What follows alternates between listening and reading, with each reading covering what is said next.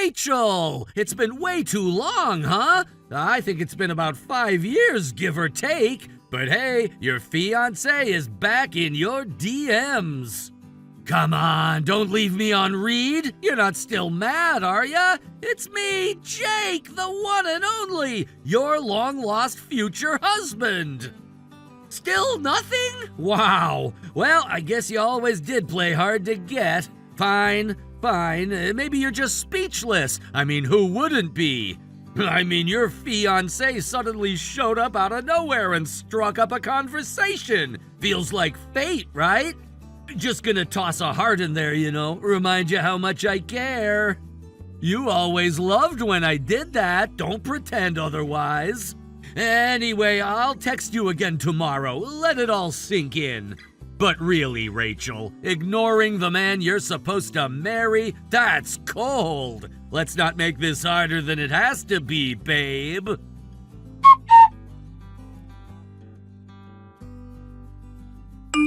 Rachel, come on, it's been a whole day. You're seriously not gonna respond? I even went out of my way to get a new phone and a new number in order to talk to you. For some reason, my texts stopped going through after a while. Weird, huh? Must have been a glitch. But I'm here now, messaging you directly, so what's the holdup? I mean, we were engaged, weren't we? That sort of bond doesn't just disappear overnight. I even added a heart emoji to my text. Did you see that? I thought, that would show you how serious I am about getting back together with you. So, whenever you see the heart emoji, if you could send one back, that'd make me super happy. What the hell is this, Jake? You want me to send you a heart emoji? You've got some nerve showing up with emojis and delusions like it's still 2018. I don't know which emotion is stronger right now, disgust or cringe. So you did see it! Great! Look, I'm just trying to reconnect. We've got history, Rachel. History like ours stands the test of time. It wouldn't matter if it were 5 weeks, 5 years, or 5 centuries since we've spoken. Our bond just doesn't go away. Yes, Jake, it does go away when I tell you to never speak to me again and block you, which I did 5 years ago, intentionally. Wait, hold on. You blocked me? That's why I couldn't reach you all this time? You blocked your own fiancé. Are you serious? Dead serious. And you keep saying fiancé like that title hasn't expired? Because it expired the moment you walked out. Keep texting and I'll give your new account the same farewell package. Block, delete, forget. Goodbye.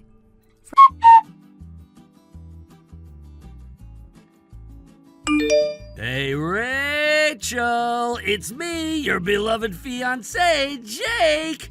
You wouldn't believe what I had to go through to message you this time. After I went to the trouble of getting a brand new phone the other day, I had to go out and do the same thing again. You keep blocking me like I'm spam mail, but I'm persistent. You know that about me. Besides, that's what a real fiancé does. He fights for his woman. For the love of God, Jake, you keep using the word fiancé like it means something in 2025. Let me make this simple. You're my ex, not my soulmate, not a tragic love story. You're just a tired mistake with too much free time and a complete inability to know when to quit. Ouch, that's cold. Look, I didn't come here to fight. I came here because, something came up. Of course it did. Let me guess. You saw a headline, misunderstood it, and decided I owe you another round of attention. You know that friend of mine, the one who works for that logistics firm? Turns out they've got a contract with your grandfather's company. Anyway, he told me your grandfather passed away recently. Real shame. But apparently, he left you a massive inheritance. Like, we're talking $1 million straight up. That's FU money. Wow, so you caught a whiff of money and immediately transformed into a sentimental grave robber. How utterly touching. Come on, don't be like that. It's not about the money. Well, okay, it's a little about the money, but it's also about the timing. I mean, think about it. You're single, I'm single, and now you're a millionaire. It's like the universe is finally aligning. Except in this universal alignment, it actually signals the apocalypse for my migraine. You know what I think? I think it sounds like fate finally doing us a favor. I made a mistake years ago, sure, but this feels like a second chance. Like the universe is saying, Jake, it's time to get your girl back. And hey, now your girl's got $1 million. That makes it even better. Wow, Jake, I have always dreamed of being wooed by a man who only became interested in me after learning I came into money. Don't think I forgot about the way you broke up with me 5 years ago. Look, before you get all judgmental, I think we should just put the past on the table. Be adults about it, okay? I know you still wonder why I ended things back then. And honestly, it wasn't because I didn't care about you. I did, but there were factors. Yeah, factors like me being poor. It's not just that. You were raised by a single mom. Your dad passed when you were a kid. I mean, that's rough, I get it. But let's be real, Rachel. You came from a modest background and I was just starting out in a competitive company where appearances mattered. At the time, it felt like marrying someone with no connections, no name recognition, no money. It would hold me back. So, like I said, you dumped me for being poor. Go ahead, Jake, just say it out loud and proud. You thought a girl without a trust fund wasn't good enough for your ambitions. I wouldn't put it quite like that. No, of course you wouldn't. Because saying it like that would force you to admit you proposed to me for optics, then dropped me like a bad stock the moment a better investment came along.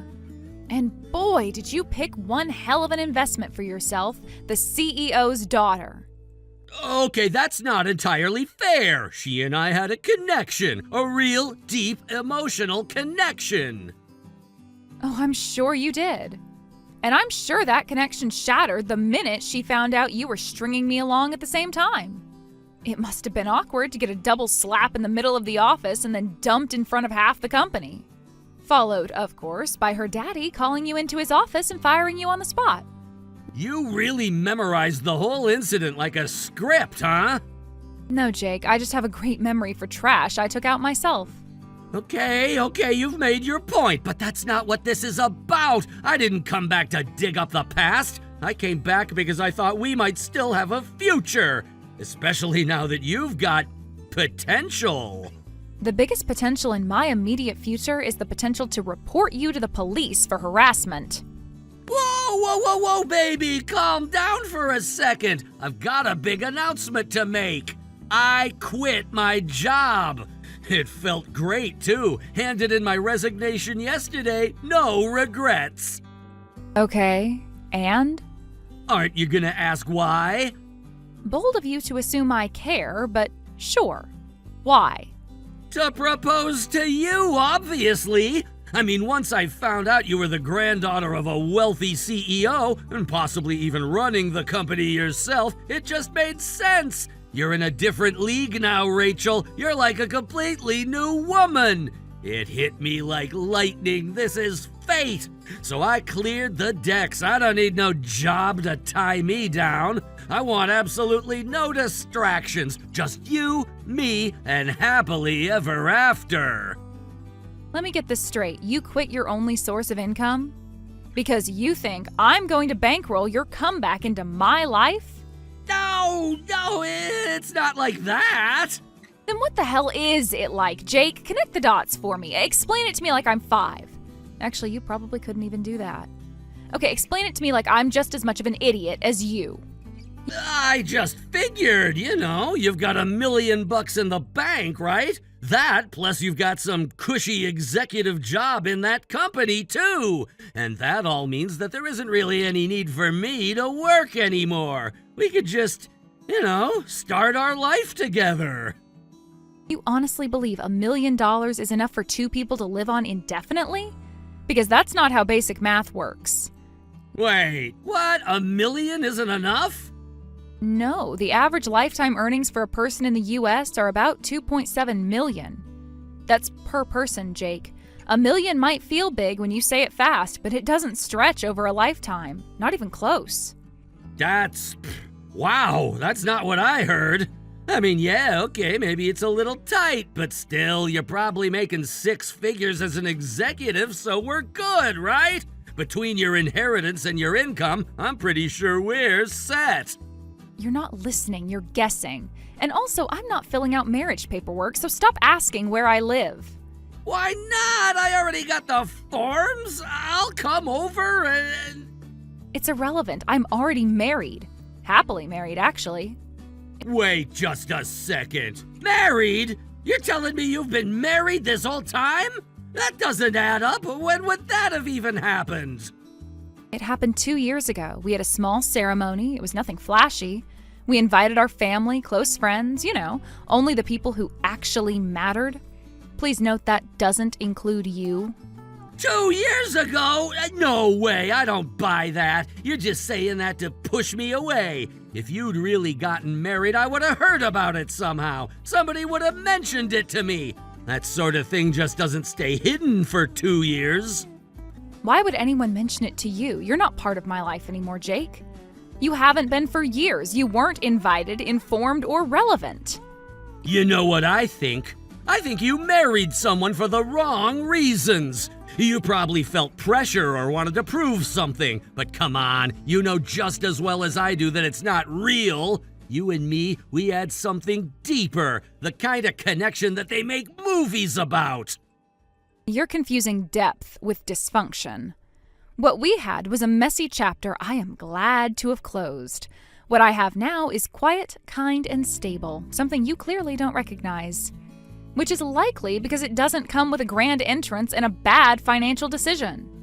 All right, fine. Maybe things didn't end perfectly before, but that doesn't mean they can't start over now. People get divorced all the time. Till death do us part is more of a guideline than a rule. You don't have to stay with him just because you said I do. We could still have a future. And hey, this time we'd actually have the money to make it work. I have to say, I am really grateful that you're being so upfront and honest about the real reason you're here. Not for me, not for some grand reconciliation, but for the fantasy you've built in your head about love and bank accounts. You don't want me. You want the amount of money that you think I have in the bank. I'm just saying that I think we owe it to ourselves to give it another shot. To give us another shot. No, Jake, what I owe myself is peace, and I intend to keep it. You're really going to just shut the door like that? I didn't just shut it, I locked it, bricked over the entrance, and planted a garden in its place. And now I'm done answering the door. Goodbye, Jake. I'm blocking you again. Come on, Rachel! I don't know where I'm gonna get the money to get a new phone this time!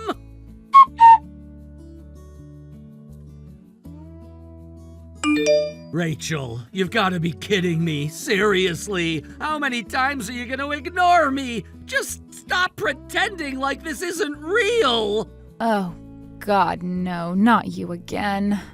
You know what I think? I think you're scared. Not of me, of yourself. It's been 5 years. You probably think I'll see the wrinkles, the little crow's feet, and you won't measure up. But Rachel, we're both pushing 40. Aging is natural. I'm not expecting the 20-something version of you. But I don't care about that. To me, you'll always be the woman I loved. And now that you've got money and power, I love you even more. I don't know whether to be offended by the objectification or embarrassed for how proud you sound saying it. Either way, stop calling me that. I'm not some fantasy character from your midlife crisis. Look, it's not complicated. I love you. You love me. Let's get married. We can do it today. Think about it. No more jobs, no more stress. Just us, together with all the luxury your money can buy. You're still not hearing me. I am married. Then you can always get divorced. If it's not real love, then what's the point of staying anyway? I can be the one who shows you what true love really is. You're the one showing me what a psychopath really is. I'm getting tired of this. So do me a favor. Go to my company's homepage. What for? Just do it. Open the company website and take a look at who's listed as the new CEO. What, is this a test? All right, fine. I'm looking. Marcus McDaniel? That's right. And you know what my last name is right now? McDaniel. Oh, so he's like a cousin or something? No, Jake, not a cousin, not a distant relative. He's my husband, the actual CEO of my grandfather's company. Then what's this I heard about you being an executive? I thought you were the one running things. Nope, it's not me. I work in an entirely different field. I have nothing to do with the company. Marcus is the one who runs the company. But even if that's true, I still think your marriage isn't built to last. I mean, maybe it's one of those things you did out of pressure. It doesn't have to be forever. We met, we fell in love, we got married. That's all there is to it. No pressure, no settling, just a real relationship built on real things, which is more than I can say for you. All right, fine, but what about the inheritance? I heard it was $1 million. That's not nothing. That could have changed everything. It wasn't $1 million. What? Then how much was it? Why would I tell you? Where did you even get that number from? I don't know. It was just what people were saying on the internet. I figured, it made sense. God, how dumb can you be, Jake? You quit your job based on a rumor you heard on social media? Look, can you stop insulting me for a second? I already quit my job. That's over and done with. What am I supposed to do now? You're going to need to start job hunting, like every other adult who makes stupid decisions and has to live with it. You say that so casually, like this isn't a huge deal. I gave up everything thinking I'd be starting a new chapter. You gave up everything based on nothing. That's on you. Let's not forget your last job was a lucky break after you got blacklisted for humiliating the CEO's daughter. That company was the only one that took you in, and you walked away from it for a fantasy. I didn't think... I thought... No, Jake, you're incapable of thinking. You hoped, and then you acted like your hope was fact. Now you're worse off than when you started, and I'm still not yours. So that's it? You're just walking away from me? You walked away from me, you backstabbing, cheating loser. I'm not your $1 million bride. I never was. Okay, well, maybe you're not gonna marry me, that's fine. But can you at least give me some money? Rachel?